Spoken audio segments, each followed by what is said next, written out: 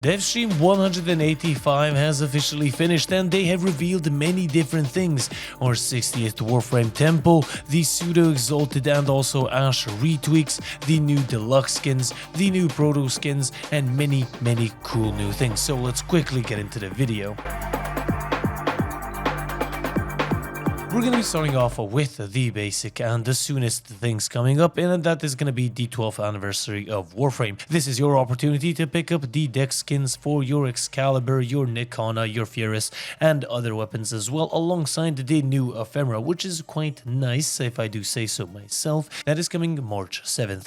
When is Techrot Encore coming? It is going to be March 19th, so we have plenty of time to prepare, and trust you me, I will help you guys to prepare as easily as possible. So click that subscribe button, click that bell icon.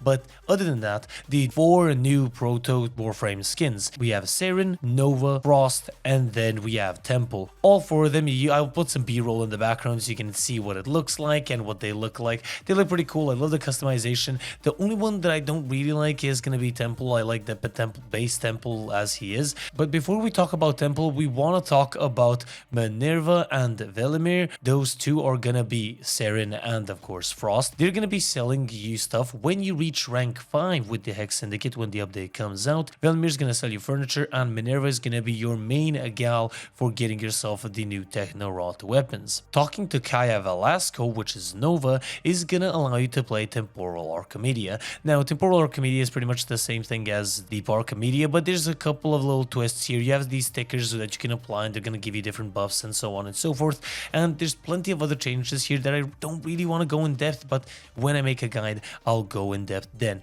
and unless it's a new game mode that you can play, which is pretty nice. We do have these technocyte liches. These liches will be coming out. They didn't really show any gameplay or any, I guess, footage of the actual new liches, but they are going to be adding in 13 new weapons alongside some sculpture weapons as well, so there's going to be a lot of things to farm here, and they made it so you always get a guaranteed cosmetic, which is really cool. There's new ephemeras as well. This is what they look like. They look actually really sick. There's a lot of them that look really cool, so I will farm a lot of these on streams when this update comes out. What else we want to get into is going to be Temple, one of the coolest features of this update. First of all, we're going to be starting off with this passive. You have this rhythm meter in the middle, so when you hit it in the rhythm, when you cast an ability, you're going to get extra efficiency on that ability, and that ability is going to either do more damage or it's going to be more effective. His first ability is really good. It summons fire pillars that attack enemies in front of you, dealing heat damage, and if you hit it in rhythm, it's gonna summon even more, and they're gonna do even more damage, which is really nice.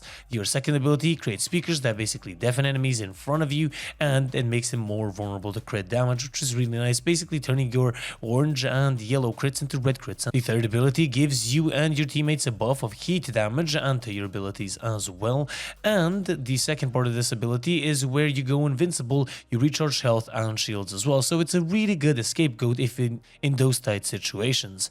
And his fourth ability is his Exalted guitar, Lizzie. It is a flamethrower guitar. When you aim with this guitar and when you fire, you're going to be able to cast one of 4 elements instead of your usual abilities. You can see the elements down there, and if you hit it in rhythm, or I guess fire the projectile in rhythm, it's going to have a higher radius and higher status chance as well. So the Warframe itself seems very interesting and very fun, and expect a build video, and I already have something in mind what kind of build we're going to be doing for him. Nonetheless, let's chill out with the Warframes, a little bit less heat. We have a Gyre Deluxe and Alternox Deluxe. These two look amazing. This just looks incredibly nice, and I cannot wait to make a build video on this Warframe. As you can see, looks incredibly good, and what's going to be even better is the new augment mods added in. There's 4 Warframes that are going to get augment mods. You can see them up on screen right now. I don't really want to take up too much of your time on this, but I will show you some footage of the Wisp augment, and this is what it does, and it seems like it's going to be incredibly good, especially because there's going to be new arcanes coming out with this update as well that you can get at Velasco. Now this update also brings the Psudo Exalted rework. Warframes such as Core, Atlas, Gyre, and Ash will now be able to mod their Psudo Exalted abilities, which is very good. You needed stat sticks for these weapons to make it work, so it was very difficult to explain, even for me, to explain to people how it actually works, so now it's going to be much easier. Excalibur slash dash now basically scales off of mods on your equipped Exalted blade, which is very good. Psudo Exalted now have their own melee combo, which is very nice. Now you can also gain mod capacity with stances, which some of them weren't able to do, and you also gain arcane slots, which is very nice. And now you're going to be able to place mods from Acolytes, Amalgam, melee combo counter mods. This is going to open up a lot of new avenues for a lot of damage numbers, and it is going to be very fun modding these weapons in the future. And one of the best things, Exalted Blade and Serene Storm now build up their combo with their ranged attacks, which this, for example, for Baruch is incredibly good because it was so difficult to build up his combo. Nonetheless, we do also have Ashe retweaks. Now, they're not going to be changing out any abilities for other abilities, but Shuriken is going to get an increased number of Shurikens. They're also going to be thrown in an arc, and the damage is increased by 50%. Smokescreen now lasts longer. Fatal Teleport's finisher on cast was already added onto the ability, and now Fatal Teleport now gives you parkour velocity, and it extends your smokescreen on kill, which is really nice. And then Blaze Storm, the biggest changes here is now that it's moddable, so you can do much more damage. Previously, it did 3 ticks of damage, so it would attack once, twice, 3 times. Now it does it all in one go, so it's faster now as well, and it also has an increased enemy marking range. This is going to make Ashe incredibly good. We do have a new game mode at Solstice Square. It is a defense mission. Now, keep in mind that all defense missions from this update will be changed out from 5 to 3 defense missions per rotation. And here, you'll have a couple of surprises in the form of a disruption, enemies trying to attack you and actually get you to lose the mission. And there's a couple of other cool features that appear throughout this mission whilst you're playing it. Even the floor can fall through, but it seems like an interesting game mode, and you're going to be able to farm new resources here as well that are going to be pretty much necessary, so I highly recommend you play this when it comes out. Now you can see a lot of the QL for new players up on screen right now. They're mostly for streamlining the game and making it much easier for new players to enter, for example, new quests and unlock new quests much faster.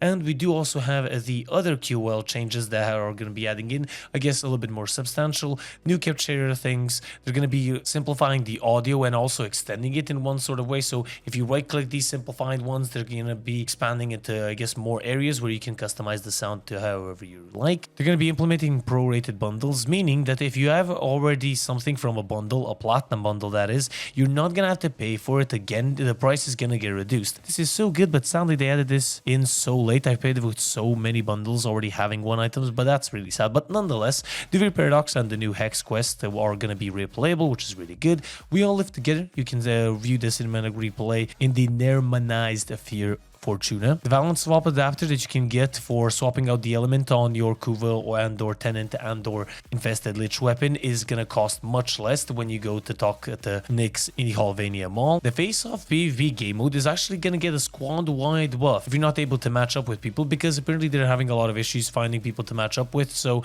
I guess this is a really cool way of earning boosted rewards. And there's a couple more changes here. Alongside the Ancient Protector actually losing out on is a incredibly good recharge rate for its overguard, and also adding it to other ancients, now basically reverting it completely back to the way it was. And that is pretty much it for Devstream 185. Hopefully you guys enjoyed. Hopefully I didn't miss anything. If you guys did, as I mentioned earlier, subscribe, click the bell. I made a new Necros build video, so if you're interested in anything in the gameplay that you saw, you can click the little eye up there or in the description to watch that Necros video. Comment down below and like, subscribe, everything. Love you guys so much. Appreciate you. Thank you so much for 19K again. I'll see you guys on the next one.